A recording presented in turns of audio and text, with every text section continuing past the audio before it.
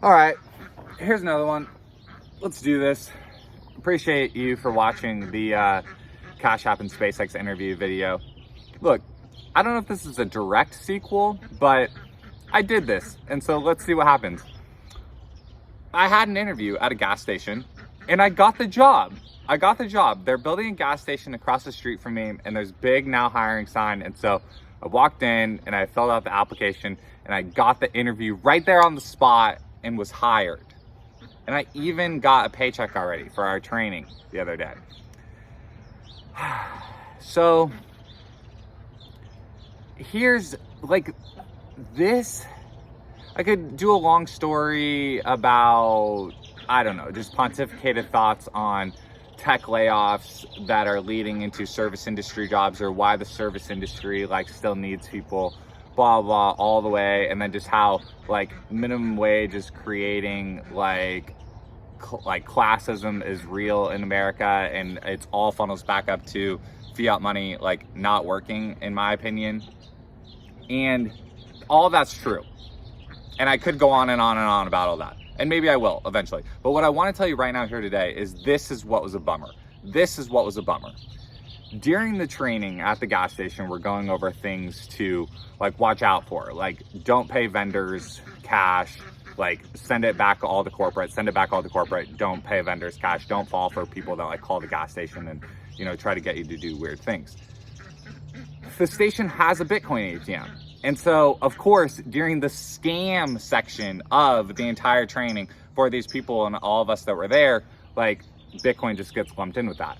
And why that's such a bummer is because of like the other story that happened to me of like we had the opportunity to push Bitcoin forward as this software that honestly solves very real things for small businesses and frontline workers. And it's just not getting through. Like the mission is not punching through when at the very front lines, people that are running the payment processors. Like I released another video earlier this morning about how Etsy had to not send some small business payments because of everything that happened with Silicon Valley Bank. So now small business owners are realizing the dead ends of their payment processors. And bars and restaurants have been knowing this forever. Like the amount of money that they pay to the credit card processors is so high, like combined with all their other overhead costs, that it just sucks. Like it's hard, and it's a hard part of their business. And the Bitcoin software hasn't been able to click yet. It hasn't been able to click yet for these business owners, because if business owners switched over in mass, but also in small batches, and just started running the signs that say, hey, you can pay in Bitcoin, you can pay in Bitcoin, you can pay in Bitcoin. And if we moved the Bitcoin conversation from the scam section of the frontline training into the Bitcoin fixes how hard it is to be a frontline worker in America conversation, then we're getting somewhere. Like then we're actually getting somewhere. And so it's just so frustrating to have been on both sides of this thing of like, I've sat inside the software companies where we're attempting to make the Bitcoin software better and attempting to bring it to people and attempting to product market it to people and get it out there.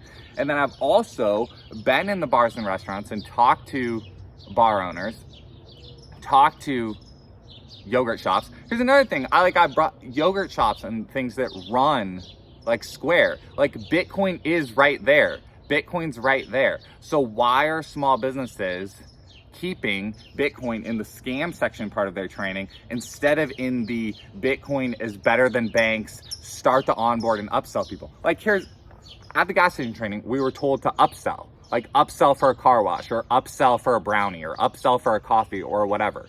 So you're already coaching, selling into the frontline staff. How about coaching to pay in Bitcoin, so that we can fix these systemic issues that are causing problems for business owners and frontline staff? Let's do it. All of it's possible. All of it's there. We have the ability to do it. We just need the software companies to meet the frontline staff where they are.